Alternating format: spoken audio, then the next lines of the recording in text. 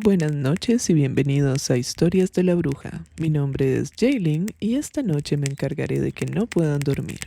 Acérquense a la hoguera y permítanme contarles un par de historias de terror que solamente una bruja podría saber. El tema de esta noche es el salto temporal o los deslices temporales. ¿Pero qué es este fenómeno?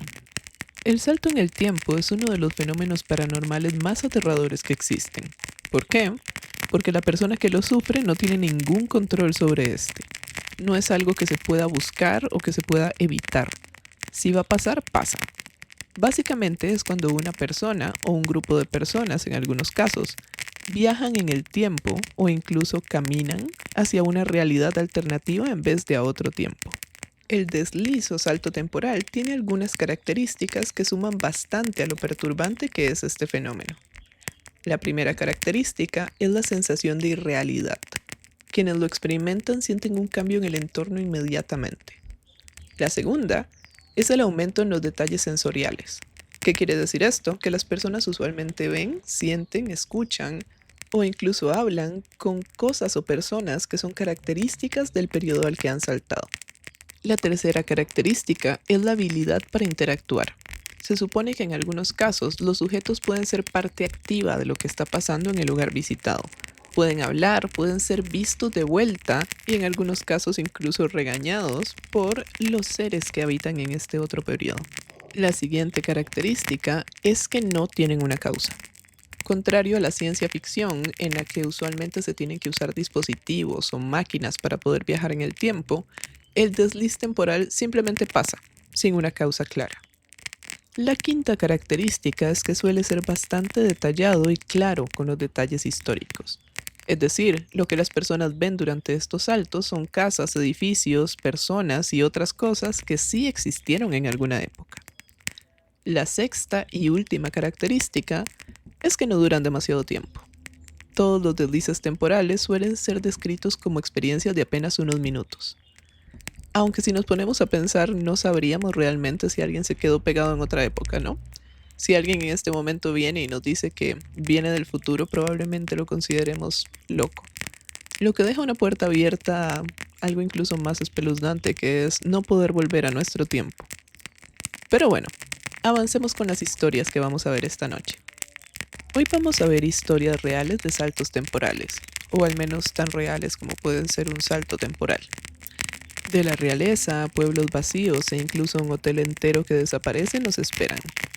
Avancemos entonces con la primera historia de la noche. El caso de Kersey. En octubre de 1957, tres muchachos de 15 años, cadetes de la Armada Real, fueron enviados a hacer un ejercicio de rutina en una pequeña comunidad de Suffolk llamada Kersey. Simplemente tenían que ir, localizar un lugar y volver para reportar a sus superiores. Era una maniobra bastante fácil, ya que los muchachos no conocían el terreno, por lo que estaban midiendo era su capacidad para ubicarse en territorio desconocido. Sin embargo, lo que les pasaría ese día los iba a marcar de por vida. Los jóvenes cuentan que conforme se acercaban a la aldea, un sentimiento de incomodidad empezó a reptar por sus cuerpos. Mientras bajaban la colina que llevaba al pueblo, el sonido de campanas de iglesia y el humo que salía de las chimeneas los había distraído. Pero conforme se acercaban, los sonidos se iban desvaneciendo poco a poco hasta que únicamente las campanas y el río cercano eran audibles. Era como si no hubiera un alma en el lugar. Cuando finalmente entraron en la villa, los árboles que antes eran otoñales ahora tenían las hojas verdes de nuevo, como si fuera verano. El viento parecía no moverse, y el humo de las chimeneas parecía haber desaparecido junto con el sonido de las campanas. Las calles del pueblecito estaban vacías, no había ningún signo de vida visible. Los cadetes se intentaron calmar con la idea de que un domingo por la mañana todos debían de estar en misa, pero la iglesia misma parecía haber desaparecido. Conforme más se mentían, más extraño se volvía Kersey. No había ni un solo auto, no habían cables de luz ni de teléfono en las calles, no habían antenas de televisión en los techos, los edificios mismos parecían antiguos, o como uno de los chicos lo describiría años después, los edificios se veían casi medievales. Si antes había sido extraño, lo que iba a pasar a continuación volvió la experiencia de los muchachos en algo completamente traumático. Movidos por la curiosidad, se acercaron a una de las ventanas. Dentro había algo similar a una carnicería, aunque no tenía mesas ni nada similar. Solamente 2 o 3 esqueletos de bueyes a los que les habían sacado la piel y que estaban verdes en algunos lugares por el tiempo que tenían de muertos. Dentro había una puerta pintada de verde y algunas ventanas más pequeñas. Uno de los muchachos dice que mientras veían por la ventana, el sentimiento de incomodidad subió y subió, haciendo que empezaran a sudar frío. Dentro, tampoco había una sola señal de vida. Cuando finalmente reanudaron su caminata, los muchachos juran que sintieron miradas en la nuca, como si personas invisibles les observaran caminar por el pueblo abandonado. Esto bastó para que los muchachos decidieran finalmente marcharse. Conforme subían la colina, el sonido parecía volver. El humo en las chimeneas, la campana de la iglesia, la gente. Para 1980, 2 de los muchachos reconectaron por teléfono y hablaron respecto a lo que habían vivido hacía tantos años. Esto los hizo contactar a un miembro de la Sociedad de Investigación Psíquica, llamado Andrew Mackenzie. Este los escuchó y calificó su experiencia como un salto en el tiempo. El hombre le dijo a los muchachos que lo que vieron en 1950 fue Kersey, pero de hacía varios siglos atrás. 10 años después, en 1990, los 2 muchachos que reconectaron, ahora adultos, y el investigador paranormal viajaron a Kersey y con ayuda de un historiador lograron hacer algunas conexiones impresionantes entre la historia real y lo que habían vivido. Por ejemplo, la extraña carnicería en la que se detuvieron había sido efectivamente una carnicería desde 1790 y el edificio mismo databa de 1350. El hecho de que la iglesia no estuviera lo situaba en algún momento antes del siglo XIV, que fue cuando la iglesia se empezó a construir en el pueblo. También se atribuyó el hecho de que la aldea estuviera desierta a la peste negra que se dio en la misma época. Esta ha sido la primera historia de la noche, el caso del pueblo de Kersey. ¿Qué les ha parecido? Bueno, les cuento que en mi investigación me di cuenta de algunos detalles interesantes que parecen poner en tela de duda este salto temporal. Si bien me gusta bastante todo esto de la investigación paranormal, la verdad es que este caso en específico tiene algunos detalles que no puedo dejar de pasar por alto. Y el primero es que uno de los 3 muchachos no vio nada.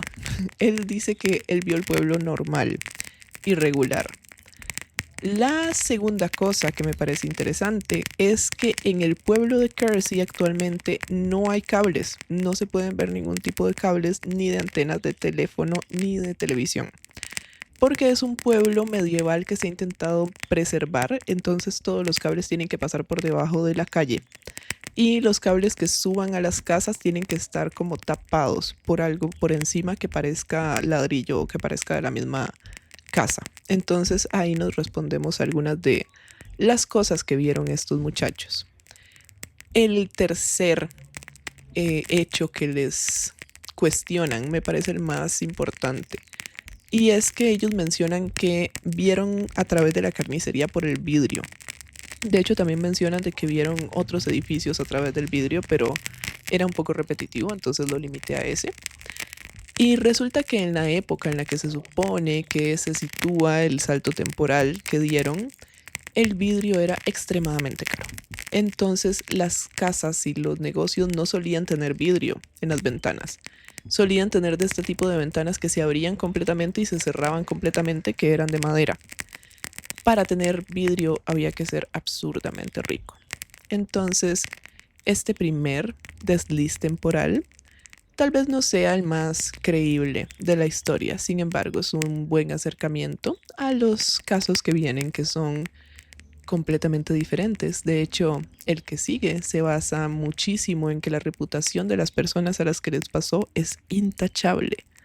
Han sido catedráticas, han sido directoras de escuela, de hecho, una de ellas es la primera mujer que hizo los exámenes para estudios de pregrado en Oxford, lo que nos habla bastante de el tipo de personas que eran y de la credibilidad que tenían. Sin más, y habiéndoles presentado un poco a las protagonistas de la siguiente historia, avanzamos con la segunda historia de la noche. El incidente Moberly Jourdain.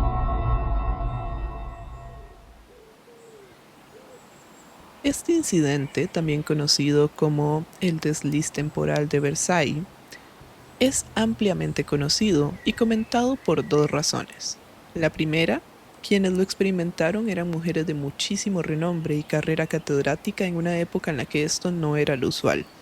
De hecho, mantener su reputación fue tan importante para estas mujeres que se supo que fue a ellas a quienes le sucedió hasta después de su muerte. Y la segunda razón por la cual es ampliamente conocido es porque todo lo que detallaron ver existió tal y como lo dijeron en el lugar exacto descrito. La historia de Charlotte Ann Moberly y Eleanor Jourdain empieza en 1901, cuando terminan juntas de recorrer el castillo de Versailles durante un viaje a Francia. Las mujeres, poco impresionadas por lo visto, decidieron ir hacia el Petit Trianon, o el pequeño château que era de uso exclusivo de Su Majestad la Reina María Antonieta, muchísimos años antes. Las mujeres dicen que dieron una vuelta que no era la indicada por el recorrido sin querer, y fueron a dar a un camino desconocido. Siguieron caminando y empezaron a encontrarse con personas extrañísimas. Un hombre que parecía jardinero dignificado, con ropas elegantes y antiguas, les indicó que siguieran caminando y así lo hicieron. Conforme más caminaban, más extraño se volvía todo. Oficiales vestidos con largos abrigos entre verde y gris, con pequeños sombreros de 3 puntas. En una puerta, una mujer sostenía una jarra para una niña que parecía estirarse para tomarla en sus manos. De alguna forma, todos parecían sin vida, como si lo que estuvieran viendo fuese una pintura en vez de la vida real. Las mujeres incluso hablaron con un hombre que tenía un extraño acento francés, alto, con grandes ojos oscuros a juego con el cabello rizado que llevaba bajo un sombrero. También con algunos guardas que llevaban vestimentas extrañísimas para la época. Ambas dicen que era como si el aire no se estuviera moviendo, como si algo no estuviera bien, como si no fuese natural. No había luz ni sombras. Tampoco el viento revolvía las copas de los árboles. Era como si todo fuera una puesta en escena. El camino que tomaron llevó a Moberly Jourdain sobre un rústico puente que llevaba al Petit Trianon. Frente al césped del Château de la Reina, las inglesas vieron algo incluso más extraño. Una mujer hermosa en un vestido ligero de verano con el largo cabello debajo de un sombrero blanco que estaba dibujando tranquilamente y que parecía estarlas mirando. Moberly primero pensó en una turista que dibujaba el paisaje, pero conforme se acercó, la mujer no pudo dejar de notar que la muchacha de vestido ligero era igual a un retrato que había visto en la exhibición. Era igual a María Antonieta. Las mujeres quedaron tan trastornadas por los eventos que no hablaron al respecto, ni siquiera con la otra, hasta una semana después del incidente. Moberly le preguntó a Jourdain si pensaba que el Petit Trianon estaba embrujado, y la mujer le respondió que sí, que creía que lo estaba. 3 meses después, las dos decidieron escribir por separado lo que recordaban del hecho y comparar las notas. Al compararlas, las historias eran prácticamente iguales. El mismo puente, los mismos hombres en trajes anticuados, la misma mujer con abundante cabello y sombrero que dibujaba frente al chateau. Fue en ese momento que las inglesas decidieron investigar el lugar en sí. Se dice que volvieron en varias ocasiones a buscar el camino que habían tomado sin éxito. Incluso llegaron a pensar que lo que habían visto era parte de un evento privado o fiesta que no habían notado. Sin embargo, los registros del castillo mostraban que nada de eso había pasado ese día. Siguieron con la investigación y para 1903, 3 años después, dieron con un viejo mapa de los jardines de Trianon. Este mostraba el puente que habían cruzado y que no aparecía ni existe en ningún otro mapa. También dieron con una pintura del Comte de Vaudreuil, amigo de María Antonieta y posiblemente el hombre de extraño acento francés y enormes ojos oscuros. Para 1908, Moberly y Jourdain encontraron el diario de Madame Elliot, quien era la modista de la reina, en el que se mostraba un dibujo del mismo vestido con el que habían visto a María Antonieta. Tras toda su investigación, las mujeres decidieron publicar un libro con la historia, pero bajo seudónimos. No querían comprometer su intachable reputación, como mencioné antes. El libro fue llamado An Adventure o Una aventura, y fue sensación en su época. Solo hasta después de su muerte se hizo conocido que las verdaderas autoras eran las brillantes académicas Moberly y Jourdain. Esta ha sido la segunda historia de la noche. ¿Qué les ha parecido el incidente de Versailles o el caso de Moberly y Jourdain, como lo llamé en este caso? Para este incidente también busqué cuáles eran las razones por las cuales personas a través del tiempo han refutado el hecho de que sucedió. Y si les soy honesta, en lo personal me parece que es más un ataque personal a las personas a las que les pasó que reales razones por las cuales se pueda justificar el hecho de que no fuera cierta su experiencia. Por ejemplo, la razón o el hecho de más peso, y de hecho la persona que tenía los derechos de autor en su época le creyó a quien propuso esta teoría de por qué los eventos realmente no habían pasado como ellas lo describían y prohibió que se volviera a publicar el libro. El libro se pudo volver a publicar hasta que pasó a dominio público. Pero bueno, la razón que dio este investigador, agreguemos comillas, era que cerca del castillo vivía un hombre que se llama Robert de Montesquieu. Este se caracterizaba porque le encantaba dar fiestas sumamente grandes, sumamente desbordadas, fiestas en las cuales la gente tenía que ir con un código de vestimenta muy específico. Y ese código de vestimenta era ropajes medievales. Usualmente lo que hacían era elegir algún momento histórico y lo representaban con una fiesta. Por ejemplo, un momento histórico podría ser una fiesta de cumpleaños muy conocida de algún rey. Entonces iban y la actuaban y tomaban y se entretenían haciendo esto. Esta teoría, si lo notan, ya dije qué pasó con esta teoría o cuál era la conclusión de si uno se ponía a investigar esa teoría. Lo mencioné durante la historia y fue lo primero que Moberly y Jourdain fueron a revisar, y era si el castillo había sido alquilado ese día para alguna actividad privada. ¿Y cuál fue la respuesta? No, no había sido alquilado ni ese día ni ningún día cercano como para que pudiera haber alguna confusión. Sin embargo, como les mencioné, esta razón o esta justificación de por qué las mujeres habían visto estas cosas fue aceptada incluso por la persona que tenía los derechos de autor, por lo que el libro se dejó de publicar tras su muerte. Otra forma de refutarlo que se dio con el tiempo fueron alegaciones de histeria compartida de lesbianas. Como les mencioné, algunas de las formas de justificar el hecho de que no sucedió eran más ataques personales contra las mujeres.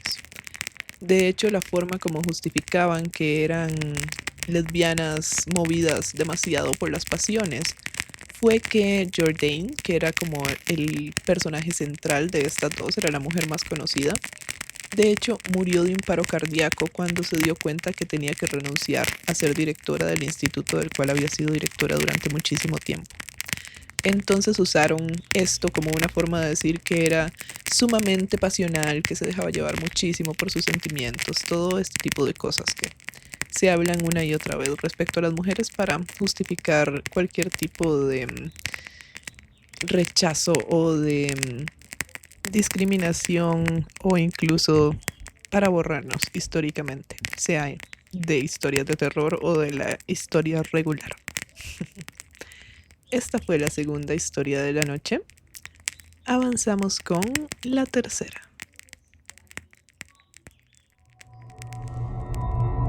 El incidente de Montélimar. Esta es una historia bastante conocida, que de hecho no se sabe si es verdad o si es una leyenda urbana del internet. Cuenta la historia de dos parejas, la primera compuesta por Len y Cynthia Gisby, los segundos Geoff y Pauline Simpson.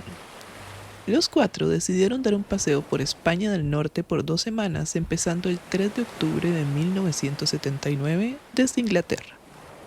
La primera noche, después de tomar un barco durante el día que los dejó en la costa de Francia, es importante que los dejó allí porque esto queda cerca de los Alpes y cerca de el borde con España. Además de rentar un auto y de manejar hasta entrada la noche, deciden que es momento de descansar y buscan en dónde dormir en Montelimar, un pequeño pueblo en el sureste de Francia. Primero dieron con un motel. En el lobby encontraron a un hombre vestido en un extraño uniforme morado. Este les dijo que no habían habitaciones disponibles, pero que había un pequeño hotel al sur, siguiendo por el camino. Len le agradeció y siguió su camino junto a sus compañeros de viaje. Conforme más avanzaban, todo parecía más extraño. El camino era de piedra, más pequeño de lo normal. Parecía antiguo. Lo mismo los edificios que pasaban. También vieron varios pósters promocionando un circo. Pauline recuerda que parecía un circo bastante viejo. Por esto repararon en cada uno de los pósters, bromeando entre ellos sobre qué clase de actos presentaban allí.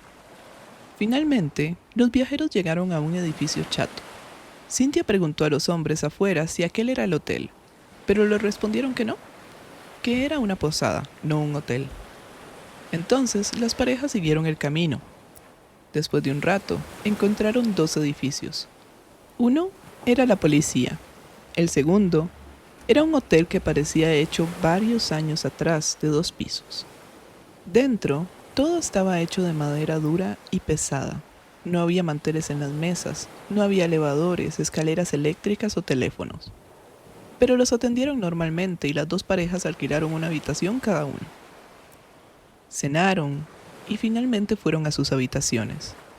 En estas, las cosas no mejoraban. Las camas no tenían almohadas y las sábanas eran pesadas. Las puertas no se podían cerrar con el cerrojo, sino con una palanca de madera.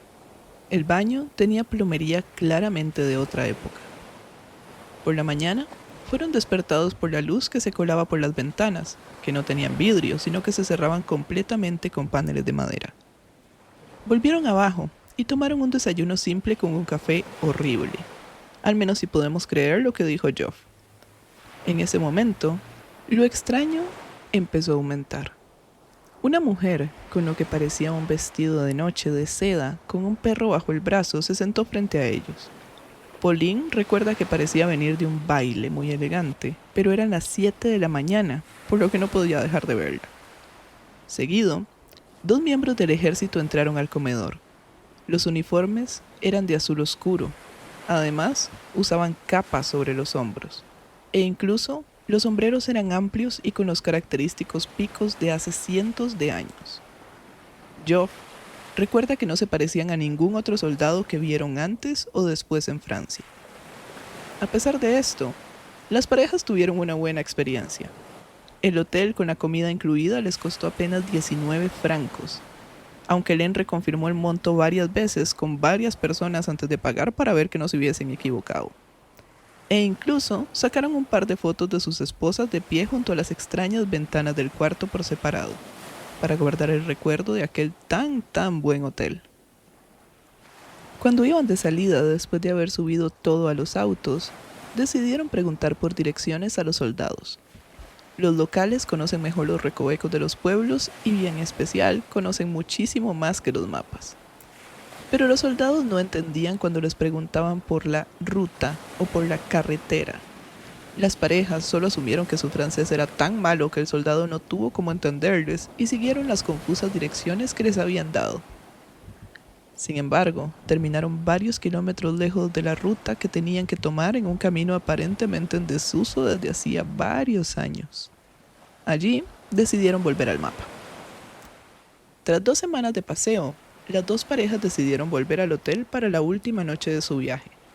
El tiempo había sido interesante, pero lo que más los llamaba era el precio. Ningún lugar les había llegado ni cerca y necesitaban ahorrar. A pesar de que llovía y era de noche, Lograron dar con el camino que habían seguido. Incluso vieron los mismos pósters del circo, pero no estaba el hotel. La calle era la misma, incluso el motel que primero habían visitado estaba allí. Entraron a preguntar la dirección del otro lugar, pero el encargado les dijo que no había un lugar así. Cuando le preguntaron por el otro muchacho, el que los había atendido hacía 2 semanas, el encargado dijo que nadie con esa descripción trabajaba ahí. Manejaron arriba y abajo de la carretera una y otra vez hasta que se cansaron. Finalmente, decidieron conducir más y pasaron la noche en otro hotel. En este, pagaron 247 francos por los mismos servicios que les habían costado 19 en el hotel desaparecido. Las parejas al llegar revelaron las fotos, y en ambos casos, las fotos de sus esposas junto a la ventana, que de hecho estaban en el medio del carrete de fotos, no estaban. No había imágenes echadas a perder, los negativos estaban bien. El único detalle que se encontró años después era que había indicios de que la cámara había intentado avanzar en medio de la película. ¿Cómo se probaba esto? Había agujeros de arrastre en los negativos que mostraban un poco de daño. Las parejas mantuvieron en secreto su experiencia por 3 años, hablándolo solamente con sus allegados más cercanos. Uno de estos fue quien encontró un libro en el que descubrieron que los soldados vestían los uniformes que habían visto antes de 1905. Con el tiempo, la historia se hizo conocida y fue cada vez más representada en la cultura popular.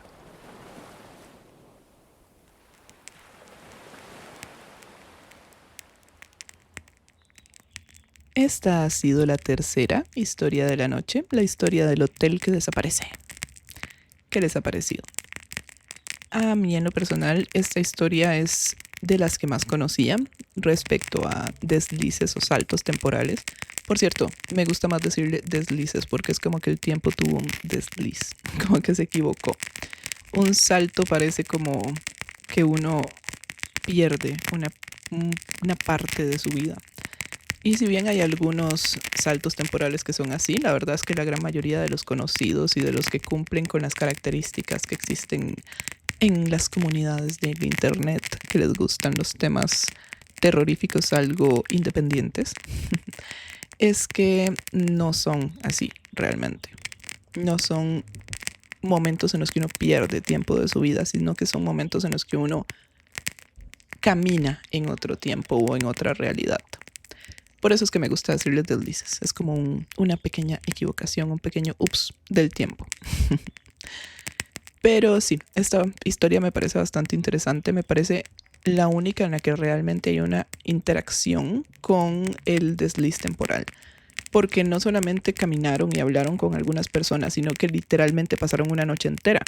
¿Qué pasa si decidían quedarse una semana en el hotel? ¿Era posible volver a su tiempo si hacían eso? ¿O no era posible? ¿O no afectaba? ¿O nada más es mientras esté en el hotel? Esto es bastante interesante también de los saltos temporales, el hecho de no tener ninguna clase de control sobre ellos. Además, me parece interesante porque considero que es algo que yo haría si me cobran una 10ª parte o no sé, una 1000ª parte, soy súper mala en matemáticas, así que solo estoy tirando fracciones, de lo que pagaría naturalmente. Claramente que voy a quedarme en ese hotel aunque no tenga seguros en las puertas. Dicho esto, avanzamos a la última historia de la noche, y esta incluye varias subhistorias. Bolt Street, o la central de saltos en el tiempo. En una calle de Liverpool, en Inglaterra, no ha sucedido uno, sino docenas de saltos temporales distintos que no distinguen entre la época victoriana y los años 60. Esta es la calle Bolt, donde, para añadir extrañeza al asunto, si se analiza un mapa del metro de Liverpool, se puede notar que los rieles de alta tensión forman círculos concéntricos, cuyo centro perfecto se encuentra bajo Bolt Street y Brooks Alley, donde la mayoría de los fenómenos que vamos a ver a continuación sucedieron. Gracias a This is Hugh de A Glitch in the Matrix, que es un subforo de Reddit, por los detallados recuentos de anormalidades en este sector que vamos a ver a continuación. Número 1. Frank y Carol. En esta primera historia, Frank y su mujer salen de compras por Liverpool en 1996. Carol decide que quería ir a comprar un libro a Waterstones, por lo que empiezan a caminar hacia la zona de la tienda. Al acercarse a la calle Walt, Frank decide ir primero a otra tienda, pero se encuentra con un amigo y se separa para charlar en la calle. Su mujer se adelanta sin él. Unos momentos después, Frank se despide, visita su tienda y se da la vuelta para volver a reunirse con su mujer. Tras llegar a la calle Walt, se dirige hacia la librería. Al acercarse, levanta la vista y se sorprende al ver el nombre de Cripps sobre la puerta. Cuando estaba a punto de cruzar para ver qué pasaba, una furgoneta le pasó por delante con el nombre de Cardins en el lateral. El conductor de la furgoneta tocó el claxon y pasó de largo. Al mirar a su alrededor, Frank se dio cuenta de que las cosas no estaban como debían. Miró los coches que pasaban y se dio cuenta de que todos eran vehículos bastante viejos, como los que se conducían en los años 50 y 60. Se fijó entonces en la gente. Los hombres llevaban sombreros y las mujeres pañuelos en la cabeza, faldas largas y peinados anticuados como los que llevaban las mujeres justo después de la guerra. Para entonces, Frank empezaba a sentirse un poco asustado. Siguió cruzando la calle y se dirigió hacia la tienda. Cuando se acercó, vio en el escaparate bolsos, zapatos y paraguas. De repente, vio a una joven de pie. Tenía una cara de perplejidad increíble frente al rótulo de la tienda. Llevaba ropa moderna y al acercarse le sonrió. Frank entró a la tienda seguido de cerca por la joven. Cuando entraron, se sorprendió y alegró al ver que efectivamente había vuelto a ser una librería. La joven le sonríe, sacude de la cabeza y le dice: «¡Qué raro! Creía que era una tienda de ropa nueva». Esta es la primera subhistoria de la calle Walt. Solamente voy a añadir de que Frank era policía en Liverpool, por lo que conocía bastante bien el lugar. Además, que Cripps efectivamente era una tienda de mujeres que vendía ropa y otros artículos, y que Cardins era una empresa bastante conocida en Liverpool que tenía furgonetas similares a las que Frank describió. Avancemos con la segunda historia. Número 2. Imogen y la tienda Mother Care. La segunda historia se refiere a una joven llamada Imogen que había decidido ir a Liverpool a comprarle a su hermana Abigail algunas cosas para su nuevo bebé. Al llegar, se alegra bastante al ver que una nueva tienda, Mother Care, había abierto en la esquina de Lord Street y Whitechapel. Pasea por la tienda y compra algunos artículos para el bebé: chaquetas de punto, baberos, guantes. Al llegar a pagar, se sorprende de ver lo baratos que eran, pero pensó que estaban en oferta porque la tienda acababa de abrir. Los lleva al mostrador e intenta pagar con tarjeta de crédito. La empleada la mira desconfiada y se va atrás a buscar a su manager. Cuando vuelve, mira la tarjeta y le dice que no acepta tarjetas. Así que, con bastante decepción, Imogen se fue y devolvió todos los artículos uno por uno, ya que no llevaba dinero en efectivo. Cuando volvió a casa, le contó a su madre lo que había pasado. Su mamá, sorprendida, le dice que esa tienda cerró hace años y que ahora lo que hay allí es un banco. De hecho, es donde ella tiene su cuenta.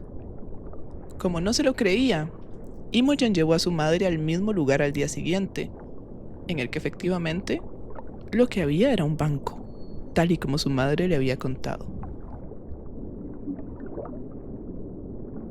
Este salto temporal parece tener una característica diferente al de los demás. ¿Por qué? Porque Imogen parece haber vuelto a los años 60 cuando estaba abierta la tienda en esa esquina. Sin embargo, se tuvo que haber dado cuenta que los precios eran diferentes en los artículos. ¿Por qué? Porque en Inglaterra hubo un cambio de moneda en el año 1971 e Imogen fue después de esto y se supone que volvió antes de esto. Lo que nos hace preguntarnos si realmente se devolvió en el tiempo o si estuvo en una realidad alterna, similar, en la cual las cosas eran muchísimo más baratas. Solo voy a agregar nuevamente que si en algún momento me veo en un salto temporal, espero poder aprovechar las ofertas. Avancemos con la siguiente historia. Número 3. Un ladrón vuelve a 1967. La tercera historia es la de un joven llamado Sean, que mientras robaba en una tienda de Liverpool en el 2006, se vio envuelto en una persecución por el guardia de seguridad y terminó corriendo hacia una calle en Hanover que le hizo dar una vuelta algo extraña y terminó en una calle sin salida llamada Brooks Alley.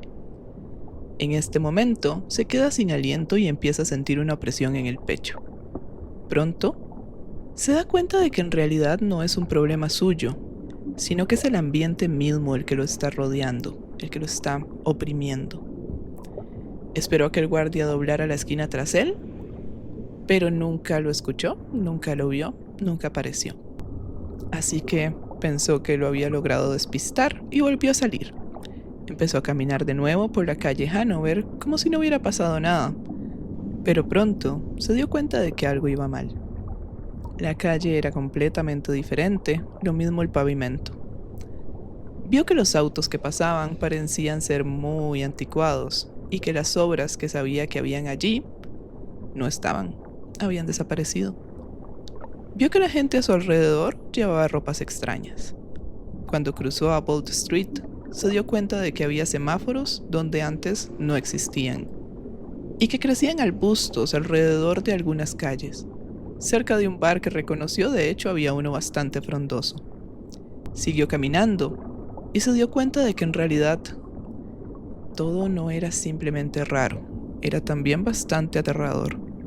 Empezó a asustarse y se dio cuenta de que de algún modo había terminado retrocediendo en el tiempo y no tenía idea de cómo hacer para volver al suyo.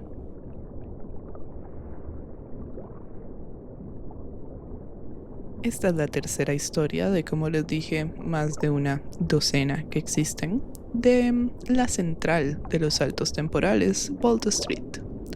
Si algún día van a Inglaterra, a Liverpool, pueden dejarnos saber si logran ver alguna cosa de 1800, de 1960, de 1970.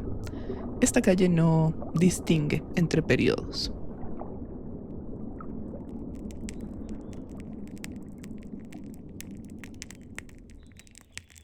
Esta fue la última historia de la noche. ¿Qué les han parecido los casos que vimos hoy de saltos o deslices temporales? Si les gusta el tema, pueden dejármelo saber. Es probable que haga otro capítulo al respecto, algunos en los que veamos cómo gente sale de su casa y un camino que usualmente les toma hacer 5 horas les toma 30 minutos. Casos en los que un hombre ve a su esposa en la sala y de repente la ve llegar por la puerta principal y la que estaba en la sala ya no estaba. Ese tipo de cosas. También tengo algunos casos que tenía para este capítulo, pero que eliminé porque eran un poco largos. Iba a quedar un poco similar al de desapariciones extrañas y un encuentro inusual, que es de un poco más de 1 hora y 17, si no me equivoco. Pero déjenme saber y podemos hacer uno extra. Tengo un caso de un grupo de casas entero que desaparece y que de hecho después se encuentran las ruinas de hace cientos de años de de estas casas que habían visto al inicio. También me abre la puerta a Reddit.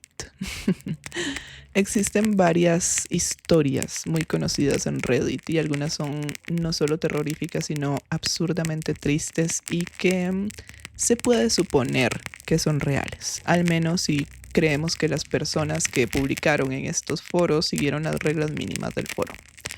O en todo caso podemos desvariar juntos y pensar que lo son, para efectos de no poder dormir, como siempre.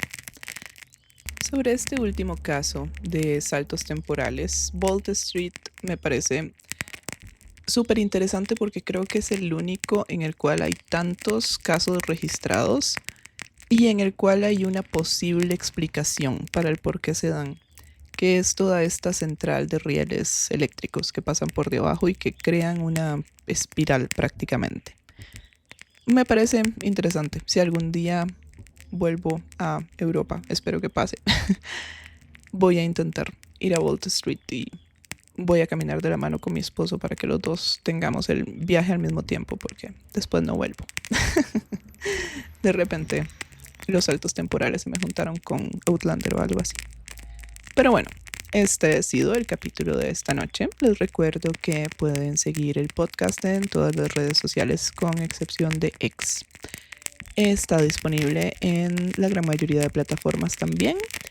Y pueden enviar sus historias, ya sean ficticias o verdaderas, dejándome saber si es ficticio o verdadero en el correo en sí, al correo del podcast, que es cuentosdelabruja@gmail.com o historiasdelabruja@gmail.com. Ambos funcionan. Sin más, me despido por esta noche y como siempre, espero que no puedan dormir.